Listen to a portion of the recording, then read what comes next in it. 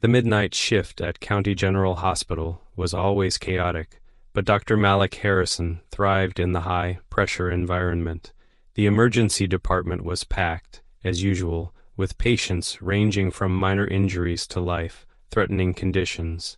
Malik had just finished treating a young boy with a broken arm when a loud commotion erupted near the ER entrance. Through the glass doors, he saw two paramedics wheeling in a man in cardiac distress. The man was pale and unresponsive, and the paramedics were shouting for immediate assistance. Malik, the lead physician on duty, sprang into action, signaling to nurses and technicians to prepare a crash cart.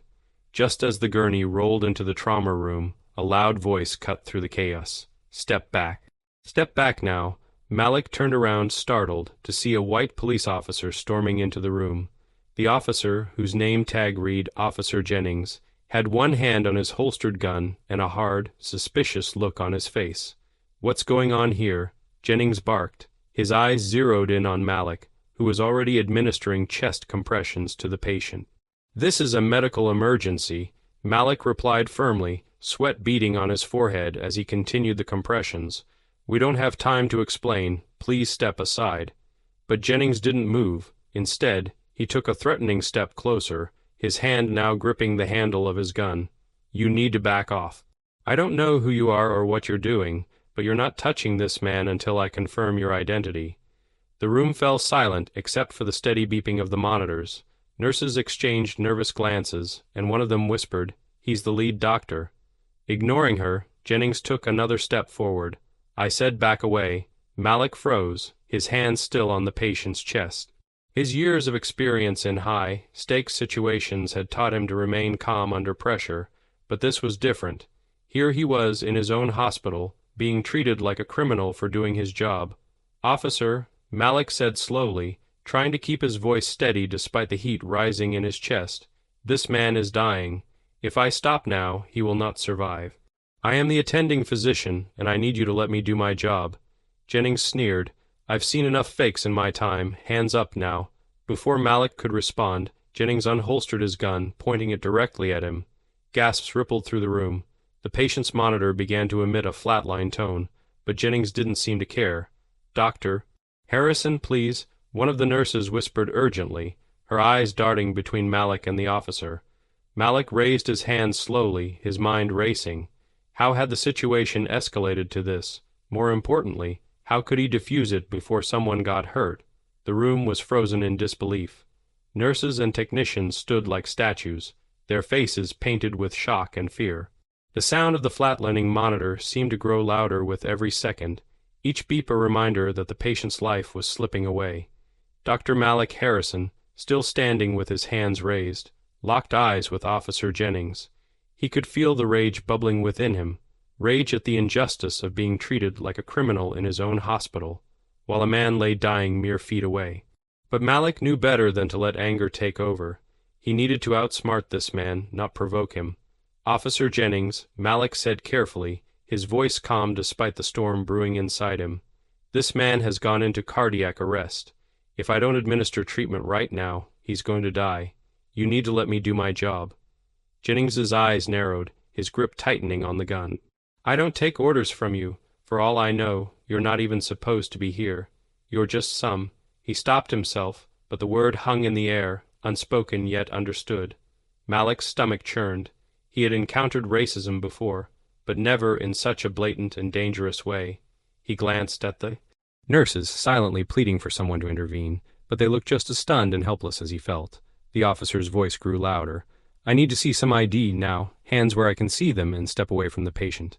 "Officer," Malik replied, his voice steady but firm, "my ID is in my pocket, but I need to keep my hands raised, don't I? And if I step away, this man will die." "Is that what you want?" Jennings's face turned red. "Don't get smart with me."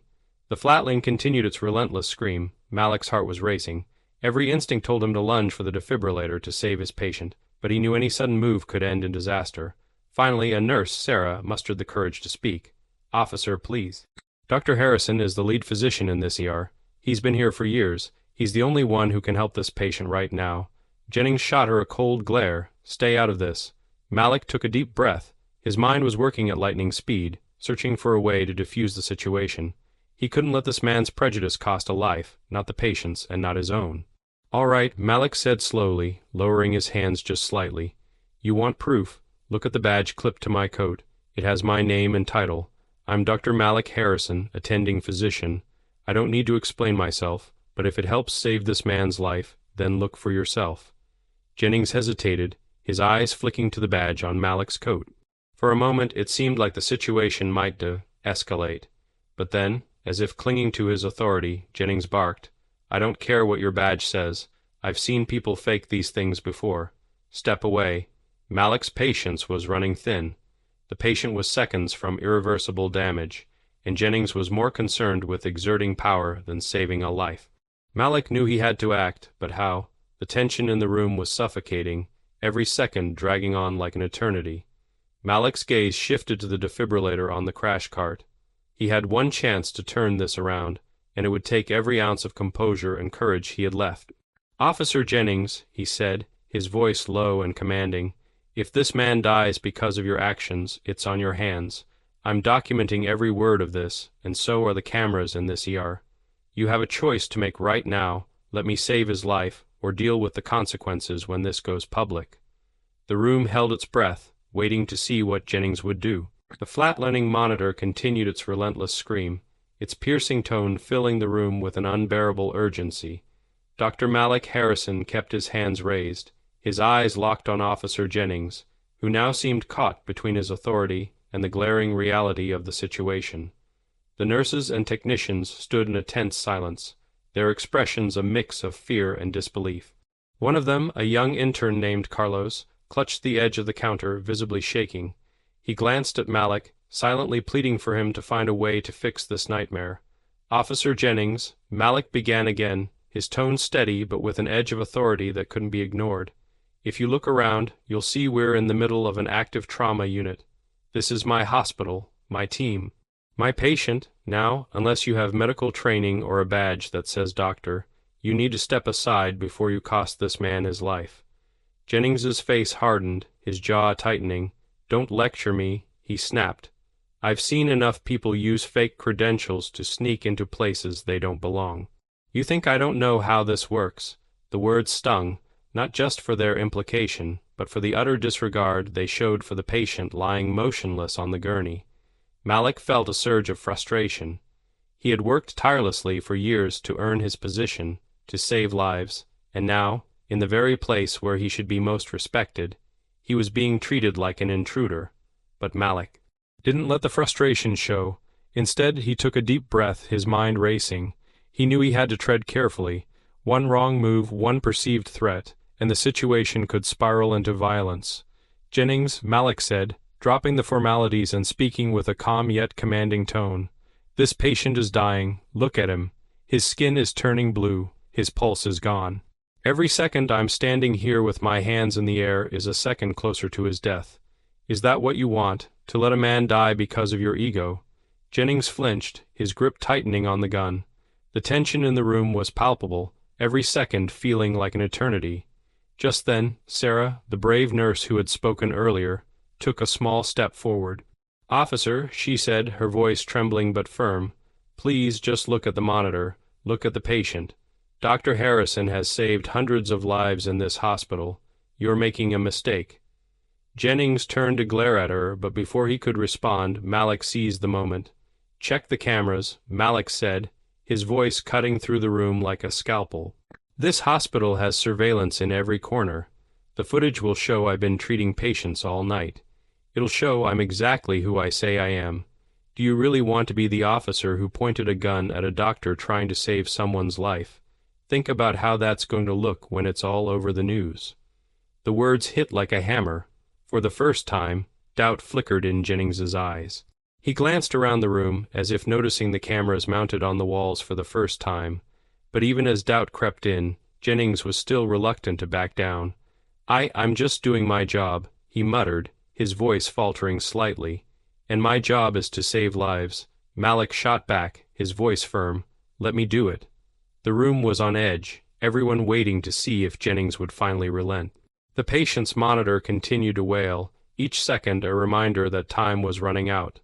Malik's hands itched to grab the defibrillator to do something, but he knew he couldn't risk it, not yet.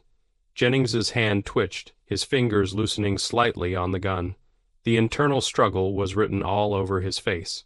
Malik held his breath, hoping this was the moment the situation would de-escalate, but then Jennings's eyes darted to Malik's chest, to the badge clipped to his coat.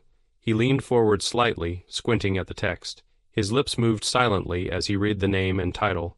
Dr. Malik Harrison, M.D.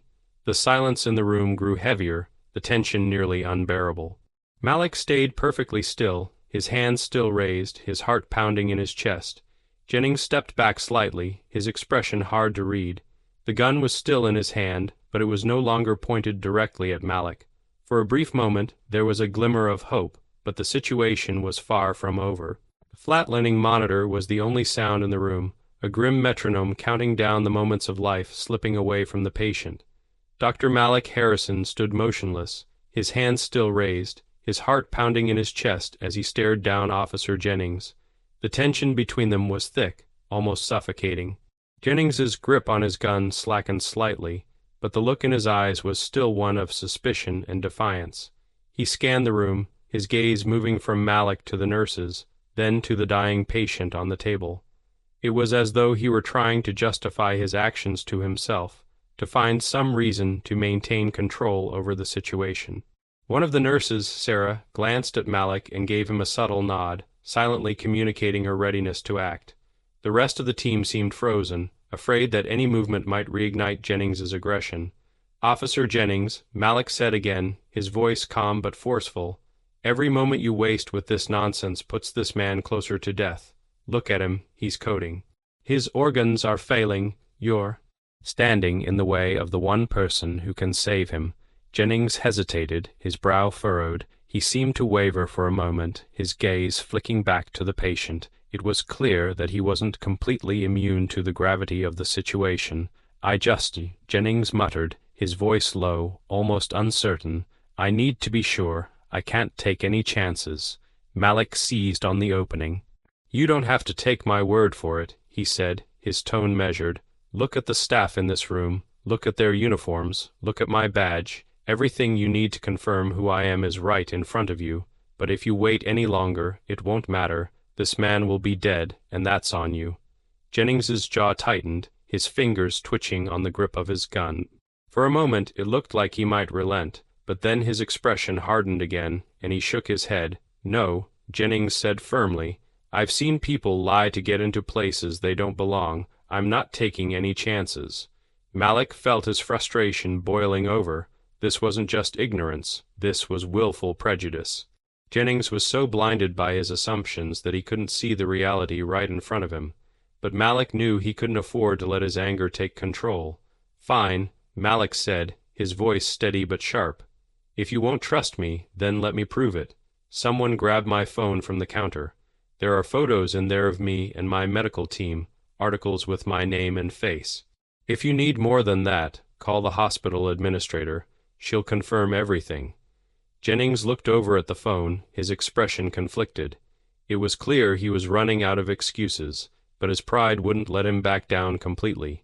The patient's monitor let out a new sound, a high-pitched beep that signaled critical organ failure. Sarah gasped, her eyes darting to Malik. "We're losing him," she said, her voice breaking. "Dr. Harrison, we need you now." Malik's eyes didn't leave Jennings. "This is it," he said firmly.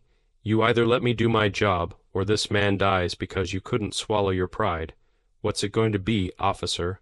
The room fell silent again, every set of eyes on Jennings. His face flushed, his jaw clenched, and for a moment it looked like he might dig in his heels.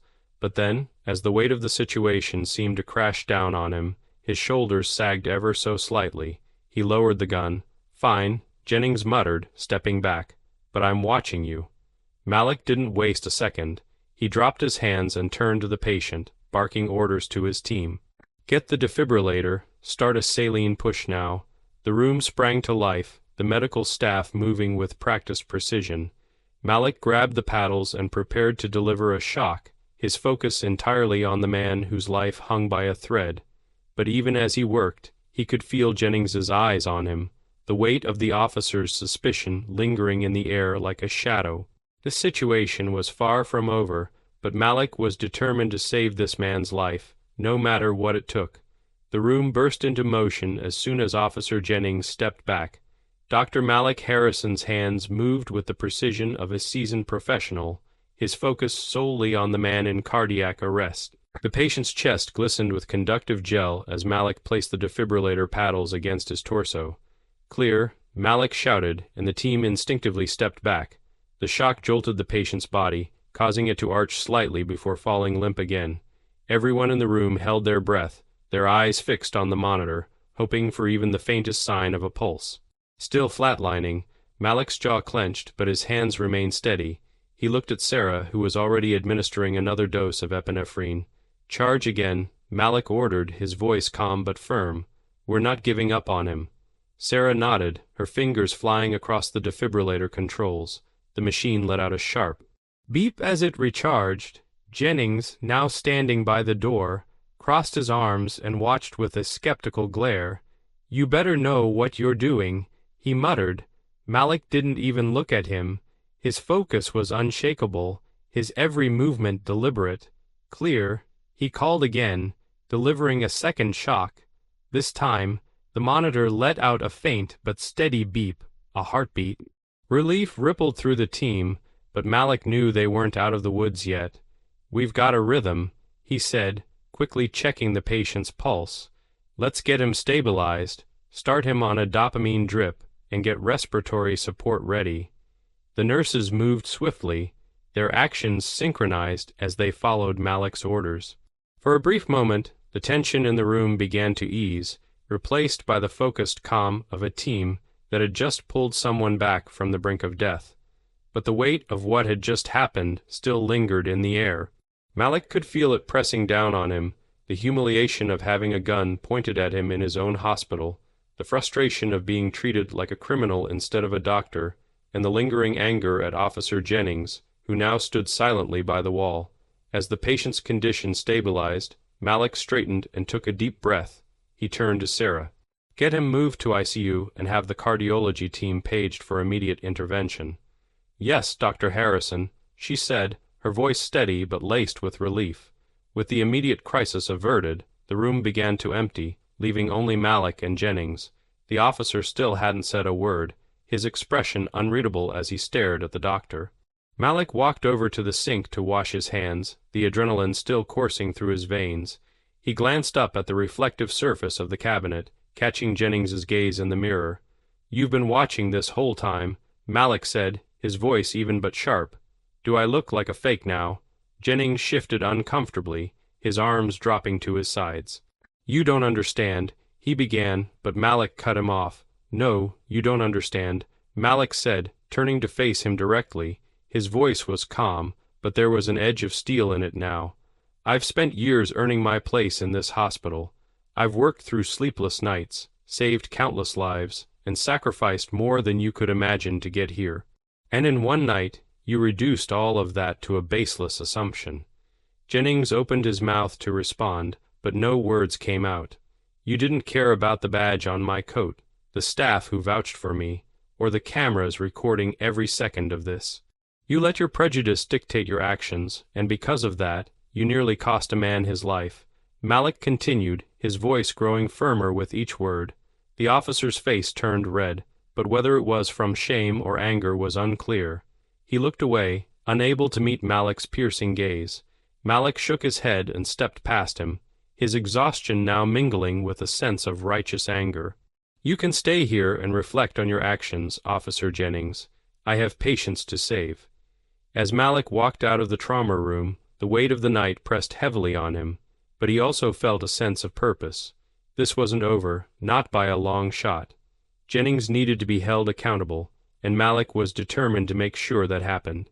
Dr. Malik Harrison strode down the hospital corridor, his white coat still stained with the remnants of the emergency. His exhaustion was evident, but his resolve burned brighter than ever. What had happened in the trauma room wasn't just an insult to him. It was an affront to every professional who worked tirelessly to save lives, regardless of their background. As he entered the doctor's lounge to catch his breath, Malik's phone buzzed with several missed calls and messages. Word of the incident had already spread among the hospital staff.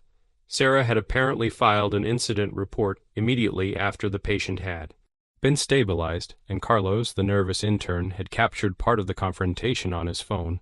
The video was now circulating among the hospital's administrators. Malik sank into a chair, rubbing his temples as he thought about the next steps. He could let this go, chalk it up to another frustrating encounter with systemic bias, or he could take action.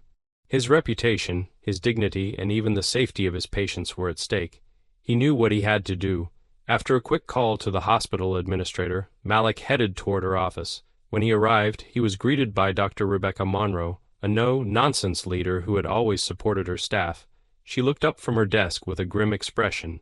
"I heard about what happened," she said, motioning for Malik to sit. "Are you all right?" Malik nodded. "I'm fine, but it's not about me, it's about what happened in my ER. Officer Jennings pointed a gun at me while I was trying to save a life. He put a patient at risk, undermined my authority, and created a dangerous situation for everyone in that room." Dr. Monroe leaned back in her chair, her fingers steepled in thought. "We've already received reports from Sarah and Carlos, and I've seen the video footage. It's clear that Jennings overstepped his authority. This is completely unacceptable." Malik leaned forward, his voice steady but passionate. "It's more than that, Rebecca. This wasn't just an overstep, it was racism, plain and simple. He walked into my ER and assumed I didn't belong there, despite the fact that I was wearing a badge, leading a team, and actively saving a patient's life. He didn't care about the facts. He let his prejudice dictate his actions, and that almost cost a life." Dr. Monroe nodded, her expression hardening. "You're absolutely right, Malik. This can't be swept under the rug. I've already contacted the hospital's legal team, and I plan to escalate this to the police department and the local government. Officers like Jennings have no business being in positions of authority." The two spent the next hour reviewing the incident reports and video footage, crafting a formal complaint that outlined Jennings's misconduct. Malik insisted on including not just the facts of the incident, but also a broader statement about the importance of addressing systemic racism in law enforcement. "This isn't just about what happened to me," Malik said. "It's about preventing this from happening to anyone else, whether they're a doctor, a nurse, or a patient. People deserve to feel safe in a hospital, not threatened." By the time Malik left Dr. Monroe's office, he felt a renewed sense of purpose. The formal complaint was being sent to the police department, the city council, and several prominent news outlets. The video footage, along with statements from witnesses, would ensure that Jennings couldn't deny what had happened. As Malik walked back to the ER, his phone buzzed again. It was a text from Sarah. "Sarah, thank you for standing up for all of us. We're behind you 100%. Malik smiled faintly, grateful for the support of his team, but he knew the fight wasn't over. The wheels of accountability had been set in motion, and now it was up to the system to decide how far it would go. Back in the ER, the night continued as it always did, chaotic, unpredictable, and full of life or death moments. Malik threw himself back into his work, knowing that every patient he treated was a testament to his resilience and dedication. But in the back of his mind, he couldn't help but think about the reckoning that awaited Officer Jennings. The question wasn't whether justice would be served, it was whether it would be enough to spark real change. The fallout from the incident at County General Hospital was swift and unavoidable. By morning, the video footage of Officer Jennings pointing a gun at Dr. Malik Harrison had gone viral. News outlets picked up the story, framing it as yet another example of unchecked prejudice and abuse of power. The headline on the morning news read, "Racist Cop Draws Gun on Black Doctor During Emergency in Hospital ER." Social media erupted with outrage. Hashtags like #Justice for Dr. Harrison and #End Racism in Law Enforcement began trending nationwide. Public figures, healthcare professionals, and activists voiced their support for Malik, calling for Jennings to be held accountable not just for his actions, but for the systemic issues his behavior represented. Inside the police department, the pressure was mounting. Jennings's superiors were forced to act quickly. The department issued a public statement, but it did little to calm the storm. "We are aware of the incident involving Officer Jennings at County General Hospital. The matter is under investigation, and the officer has been placed on administrative leave pending further review." To Malik and the hospital staff, the statement felt like a weak attempt at damage control. But Malik wasn't about to let the issue fade into bureaucracy. With the support of Dr. Rebecca Monroe and the hospital's legal team, he had already scheduled a meeting with the city council to demand systemic reforms. That afternoon, Malik found himself standing in a packed conference room at City Hall, facing a panel of council members, reporters, and community leaders. The room buzzed with tension as he stepped up to the podium. Malik took a deep breath, his mind racing with everything he wanted to say. This wasn't just about him anymore, it was about every person who had been unfairly targeted, silenced, or dehumanized by prejudice. "Good afternoon," he began, his voice steady and clear. "My name is Dr. Malik Harrison. I am an attending physician at County General Hospital, and last night, while performing my duty to save a man's life, I was held at gunpoint by a police officer in my own ER." The room fell silent, all eyes on Malik as he continued.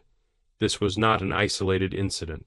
It is part of a much larger problem, a problem where prejudice and bias are allowed to thrive unchecked in institutions that are supposed to protect and serve. Officer Jennings didn't see a doctor when he walked into that trauma room. He didn't see a professional working to save a life. He saw a black man and assumed I didn't belong. Malik paused, letting the weight of his words sink in. "This is not just about me," he said, his voice rising with passion. "It's about every person who has been targeted, dismissed, or threatened because of the color of their skin. It's about ensuring that hospitals remain places of healing, not battlegrounds for discrimination. And it's about demanding accountability, not just for Officer Jennings, but for a system that allows people like him to wield power without consequences." The audience erupted into applause, but Malik wasn't finished. He outlined the steps he believed were necessary to create change: mandatory bias training for law enforcement, stricter protocols for officers entering medical facilities, and independent oversight to investigate incidents of misconduct. When he finished, the room gave him a standing ovation. Reporters scrambled to ask questions, but Malik stepped back, letting the weight of his testimony speak for itself. Meanwhile, back at the hospital, the staff watched the televised hearing with pride. Sarah, Carlos, and the rest of the team felt a renewed sense of purpose, knowing that their courage to speak up had contributed to something bigger. But for Officer Jennings, the reckoning was far less triumphant. That evening, the police department announced that he had been placed under formal investigation for misconduct and would face suspension without pay pending the results. Malik knew this was only the beginning. Accountability was one thing, but true change required persistence, solidarity, and an unwavering commitment to justice. As he left City Hall, surrounded by reporters and supporters, he felt a flicker of hope. This time he thought things might actually change. The week following the incident at County General Hospital saw a tidal wave of public pressure. The investigation into Officer Jennings moved faster than anyone had anticipated. Statements from the hospital staff, video evidence from the ER, and the overwhelming public outrage left little room for doubt about what had transpired. 3 days after Dr. Malik Harrison's testimony at City Hall, the police department announced their findings. After reviewing the evidence, Officer Jennings's actions were found to violate department policies regarding the use of force and professional conduct. His decision to draw a weapon in a medical emergency was unwarranted and posed a danger to public safety. Effective immediately, Officer Jennings is terminated from his position and will face criminal charges of reckless endangerment and misconduct in office. The announcement made headlines across the nation. For many, it was a moment of vindication, a sign that accountability, while overdue, was still possible. For Malik, it was a step in the right direction, though he knew the road ahead would still be long. But the ripple effects didn't stop there. The city council, galvanized by Malik's testimony, tracked several reforms, including mandatory de-escalation and bias training for all law enforcement officers. Hospitals across the city implemented stricter protocols to ensure that medical professionals could work without interference from police. including requiring officers to identify themselves and state their purpose before entering restricted areas. For Malik, life returned to a semblance of normalcy, though the experience had left its mark. Patients, colleagues, and even strangers stopped him in the hallways to thank him for standing up not just for himself, but for everyone who had ever been silenced or overlooked. One evening, as Malik was finishing his shift, Sarah approached him with a clipboard in hand. "Dr. Harrison," she said with a small smile, "there's someone here to see you." Malik raised an eyebrow. "Who is it?" She motioned toward the waiting area. Standing there was a middle-aged man who looked nervous and out of place. As Malik approached, recognition dawned. It was the patient whose life he had saved during the ordeal. "Dr. Harrison," the man said, his voice trembling slightly, I wanted to thank you for everything. I heard about what happened that night. You could have walked away, but you didn't. You saved my life." Malik smiled warmly, placing a reassuring hand on the man's shoulder. "I'm glad you're doing better. That's why I'm here, to save lives, no matter the circumstances." The man nodded, his eyes misty with gratitude. "You didn't just save me. You stood up for what's right. People like you give us hope." As the man walked away, Malik felt a swell of pride and determination. The events of that night had been harrowing, but they had also sparked a conversation that was long overdue. Later that evening, Malik sat alone in his office, reflecting on everything that had happened. The images of Jennings's gun, the flatlining monitor, and the faces of his team flashed through his mind. Despite the trauma, he felt a sense of purpose stronger than ever before. He picked up his phone and began drafting a message to his team. "To my incredible team at County General, thank you for standing with me during one of the hardest nights of my career. Your courage, professionalism, and unwavering support mean the world to me. Together, we've shown that when we speak up, we can create real change. Let's keep fighting for what's right, because every patient, every life, deserves our best. With gratitude, Dr. Malik Harrison." Hitting send, Malik leaned back in his chair and exhaled deeply. The fight wasn't over, but for the first time in a long time, he felt hope. The events of that night had been a stark reminder of the challenges ahead, but they had also shown him the power of resilience, community, and standing firm in the face of injustice. As he turned off his office light and stepped into the cool night air, Malik looked up at the stars and smiled. He had faced the worst of humanity and emerged stronger. And now, with the world watching, he was ready to keep fighting for himself, for his patients, and for a future where no one would ever have to endure what he had.